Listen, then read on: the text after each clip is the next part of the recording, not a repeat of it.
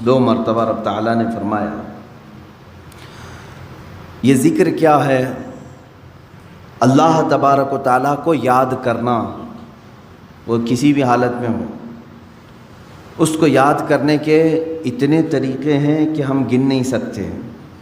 محبوب الہی نظام الدین اولیاء رحمۃ اللہ تعالیٰ علیہ نے فرمایا، زندگی بھر تم جتنی سانسیں لیتے اور سانسیں چھوڑتے ہو، اس سے بھی زیادہ طریقے اللہ کو یاد کرنے کے ہیں۔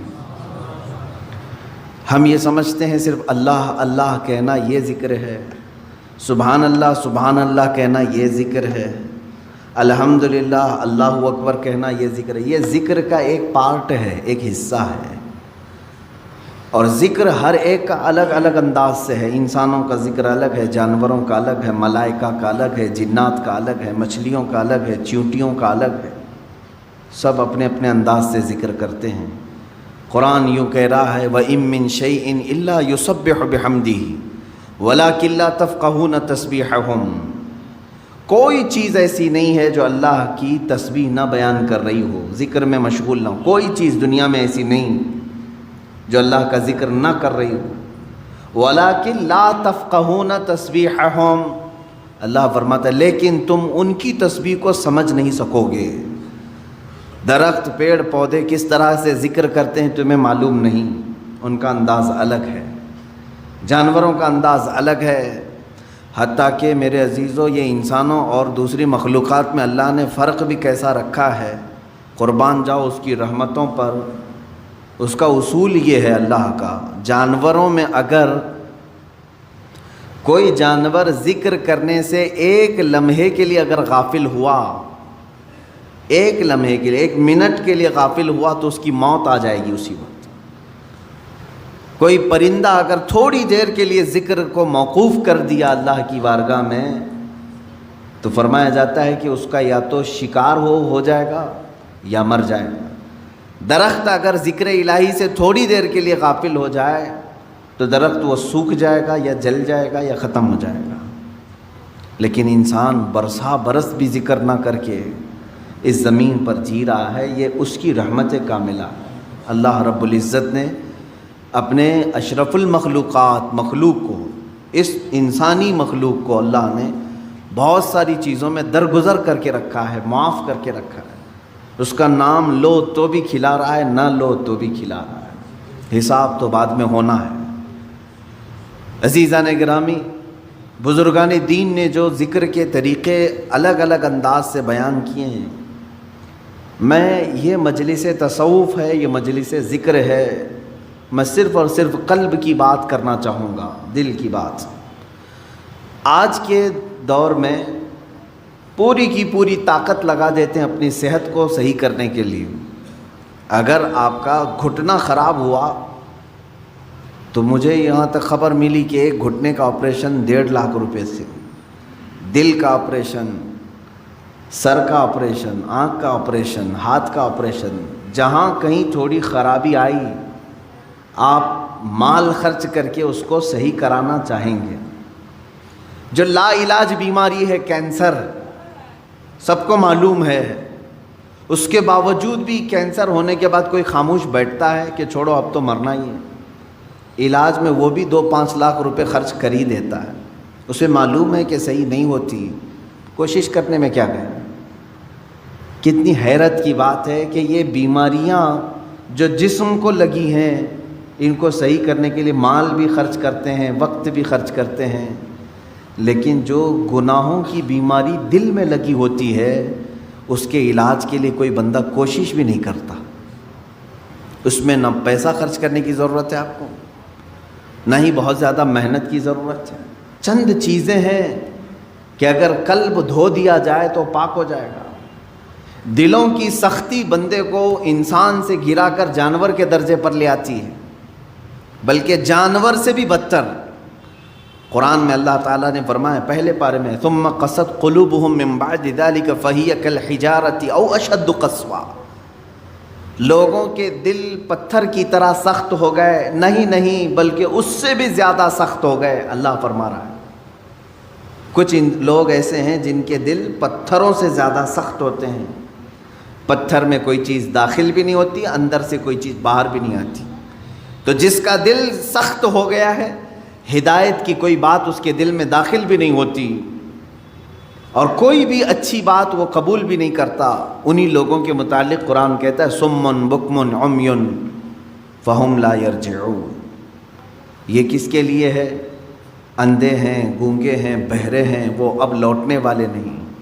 قرآن میں اللہ تعالیٰ فرماتا ہے ختم اللہ علی قلوبہم وعلی سمعہم وعلی ابصارہم غشاوہ، اللہ نے ان کے دلوں پر مہر لگا دیا، ان کی آنکھوں پر، ان کے کانوں پر پردے پڑے ہوئے ہیں، ان کے لیے دردناک عذاب ہے۔ میرے عزیزو یاد رکھو، ایک مومن کے لیے سب سے پہلی چیز قلب کا تصفیہ، دل کا علاج کرانا۔ دل کا علاج سے مراد کسی کارڈیالوجی کے پاس جا کر کے نہیں، وہ تو خون کی نالیوں کو تو صحیح کر لے گا، لیکن دل کے اندر جو گناہوں کا میل ہے اس کو کوئی کارڈیالوجی صحیح نہیں کرتا، اس کو ڈاکٹرز نہیں صحیح کریں گے۔ اور یہ بیماری نہ تمہیں ایکس رے میں بھی نظر نہیں آئی، ہاں اس کی نشانیاں بزرگوں نے بیان کی ہیں، تم خود پرکھ سکتے ہو۔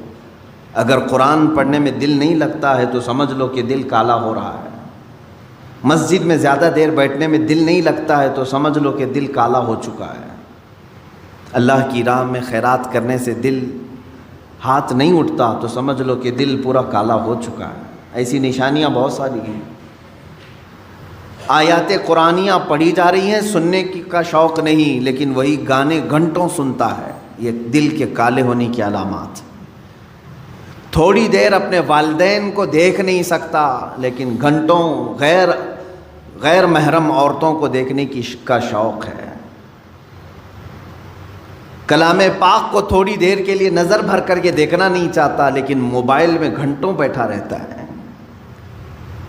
یہ تمام چیزیں دل کے سیاہی کی علامات ہیں میرے عزیز۔ اگر علاج نہیں کیا تو یہ پتھر ہو جائے گا، یہ پتھر ہو جائے گا، اور پھر اس کا علاج بھی نہیں ہو پاتا۔ اسی طرح مرے دل کے ساتھ دنیا سے وہ چلا بھی جاتا ہے۔ آخر اس دل کی صفائی کیسے کی جائے؟ کون سا صابن، کون سا سرف، کون سا پانی لے کر کے اس دل کو دھوئیں تو صاف ہوگا؟ نہیں میرے عزیزو، یہ دل صرف اور صرف اللہ کے ذکر سے پاک ہوتا ہے۔ قرآن نے کہہ دیا الا بذکر اللہ تطمئن القلوب، تو اس دل کی صفائی جو ہے اللہ کے ذکر سے ہے۔ اب ایک بڑی بات میں آپ کو بتاؤں، فقہ کا ایک قاعدہ ہے، قانون ہے، شریعت کا ایک مسئلہ ہے۔ زمین پر اگر نجاست پڑ گئی، کیسے پاک کریں گے آپ؟ کھلی زمین تھی، گوبر پڑا ہوا ہے، پاک کرنے کا طریقہ، ہر چیز کو پاک کرنے کا طریقہ الگ الگ ہے۔ مسائل آپ پڑھیں گے تو سمجھ میں آئے گا۔ کپڑے پر لگے تو دھونا ہے، بدن پر لگے تو دھونا ہے، برتن پہ لگے تو دھونا ہے، الگ الگ طریقے ہیں سب نجاستوں کو پاک کرنے کا۔ کپڑے پر اگر نجاست لگی ہے تو 3 مرتبہ دھونا ہے آپ کو۔ کوئی غلیظ نجاست لگ گئی تو، نجاست کی بھی 2 قسمیں ہیں، خفیف اور غلیظ۔ غلیظ کا مطلب جیسے پیشاب، پاخانے وغیرہ، خفیف کا مطلب حلال پرندوں کی بیٹ وغیرہ۔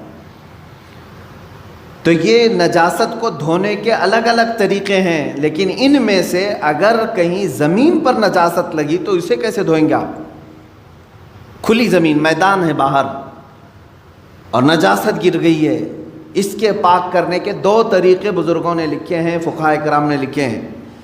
پہلا طریقہ یہ ہے کہ بارش اتنی آ جائے کہ نجاست بہہ جائے، بارش اتنی آ جائے، توجہ ہے نا، زمین کے پاک ہونے کے 2 طریقے ہیں۔ بارش اتنی آ جائے کہ نجاست وہ بہہ کے چلی جائے۔ دوسرا طریقہ ہے یا تو دھوپ اتنی زیادہ پڑ جائے کہ وہ نجاست سوکھ کر کے ختم ہو جائے، وہ زمین پاک ہو گئی۔ یا تو بارش سے زمین پاک ہوگی یا تو دھوپ سے زمین پاک ہوگی۔ یہ 2 قاعدے ہیں شریعت کے۔ نجاست یا تو بہہ کے چلی جائے یا سوکھ کر کے چلی جائے، سوکھ کر کے جب ختم ہو گئی تو وہ زمین پاک ہو گئی۔ اب آئیے میں یہ بات کیوں بتا رہا ہوں آپ کو۔ مشہور صوفیہ اکرام نے فرمایا اے بندے، اسی طرح تیرے دل کی جو زمین ہے اس پہ اگر گناہوں کی نجاست لگ جائے تو اسے بھی دھونے کے 2 طریقے ہیں، اسے پاک کرنے کے 2 طریقے ہیں۔ جس طرح زمین بارش کے برسنے سے پاک ہو جاتی ہے، اسی طرح تیرے دل کی زمین اللہ کے ذکر سے پاک ہوگی۔ اللہ کا ذکر برسات ہے، یہ بارش ہے، قرآن کی تلاوت بارش ہے۔ جیسے ہی بندہ ذکر کرنے لگتا ہے اس کے قلب پر اللہ کے انوار برسنا شروع ہو جاتے ہیں، وہ نجاست بہہ کے چلی جائے گی۔ اور دوسری، وہ آج کے زمانے میں مشکل ہے، اگر دل کی زمین نجاست سے ملوث ہو گئی ہے، ناپاک ہو گئی ہے، ایک طریقہ میں نے زمین کا بتایا بارش کا، دوسرا طریقہ ہے دھوپ کا۔ دل کی نجاست کو دھونے کے لیے ایک ذکر الہی کی برسات، یا تو پھر شیخ کامل کی نگاہوں کی گرمی سے، شیخ کامل کے نگاہوں کی گرمی سے نجاست پاک ہو سکتی۔ یہ دو طریقے ہیں۔